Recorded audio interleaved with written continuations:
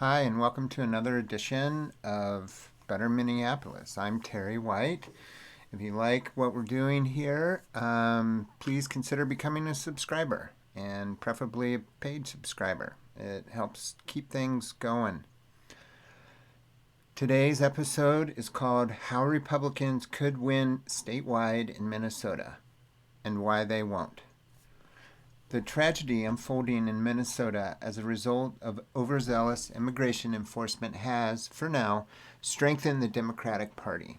Moderate and more left-leaning factions have united in opposition to government overreach and illegal ICE tactics. However, turning this unity into electoral success will require vigilance around a familiar vulnerability, fraud. Republicans will use it aggressively against them.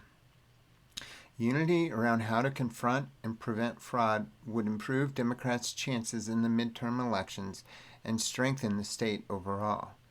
Republicans are offering a timely example of how a party can erode support from the political center by allowing extremists to set the agenda. Extremism is a failed playbook. Republicans have taken a page from the Democratic playbook in turning public support into aggressive opposition. If they had kept their focus on fraud and mismanagement, issues they leveraged in removing Tim Walz as a candidate for governor, and avoided pivoting to supercharged immigration enforcement, they might have had a chance to win statewide races.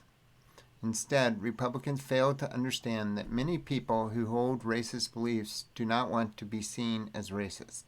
This miscalculation has left only the most extreme members of the party willing to openly support Republican candidates. Where they could have expanded their appeal, they instead managed to shrink it. And here I have a picture from a protest against Donald Trump in 2017. And I sort of picked that because it shows how long people have been opposing Trump and possibly maybe needing to rethink tactics since this opposition has been going on for so long.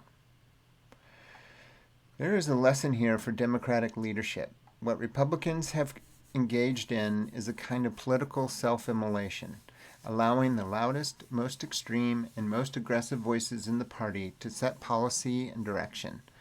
Governing by the likes and comments of a social media feed is a recipe for failure, regardless of party.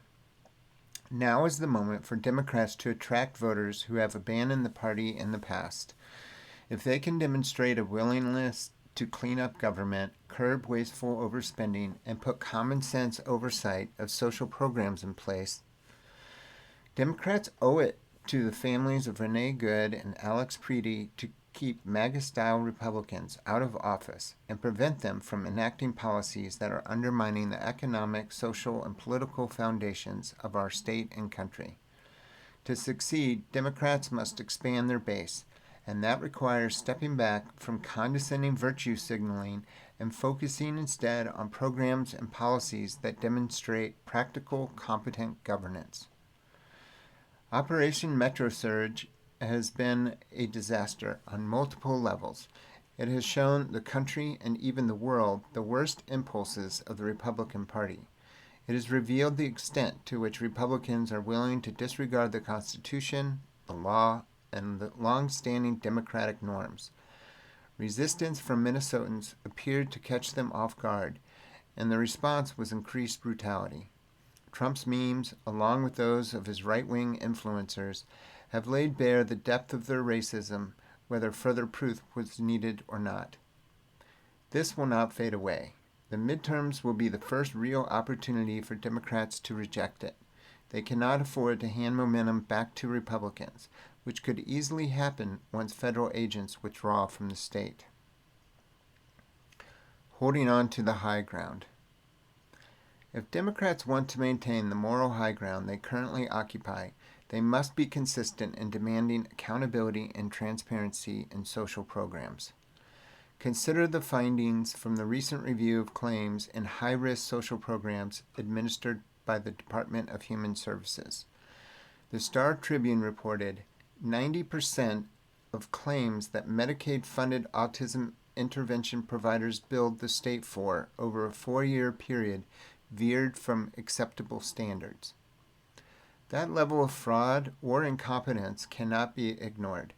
Government officials failed badly in their responsibility to manage taxpayer funds, and the department heads overseeing those programs should lose their jobs. The politicians who sponsored the legislation creating these programs would best serve the state by becoming the loudest advocates for cleaning up the rot. Here I have a picture of a protester from 2017 protesting the Muslim ban that Trump put in place. John Connolly, the agency's deputy commissioner and the state Medicaid director, said during a press briefing that the findings will be shared with the state attorney general and the U.S. Attorney's Office. He added that mass resignations of federal prosecutors have complicated efforts to prosecute fraud in Minnesota.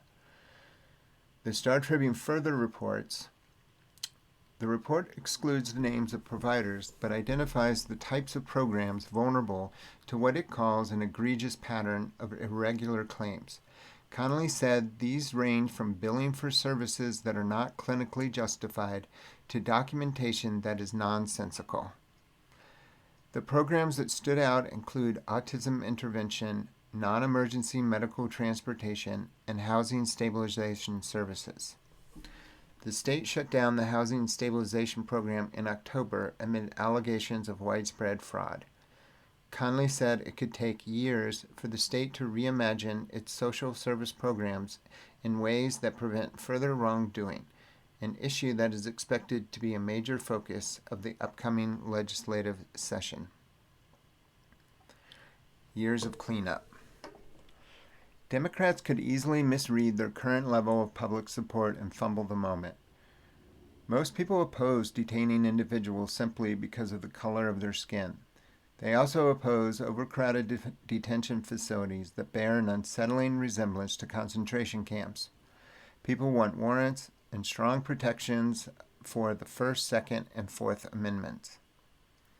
At the same time, many people also want a functional immigration policy that rewards those who follow the rules and recognizes that deportation is justified in certain cases. They want those carrying out deportations to remove their masks, operate transparently, and be held accountable for their actions. Most people are also strongly opposed to the theft of taxpayer dollars, especially when they themselves are struggling with high taxes, rent, education costs, and health care. The massive fraud that has occurred in this state will remain an issue for years. It will be a sledgehammer Republicans use repeatedly. Democrats must find a way to contain fraud, waste, and extremism within their own ranks if they want a chance to win back control of the U.S. Senate and the presidency. They cannot rely on Republicans to continue destroying themselves. Instead, Democrats must stay ahead of the narrative by clearly explaining that helping those who need it most requires functional social programs that distribute benefits as intended. Thank you for listening. If you'd like to reach me, my Signal chat handle is bttrmpls.33, or you can always email me, terry@betterminneapolis.com. Thank you. Have a good day.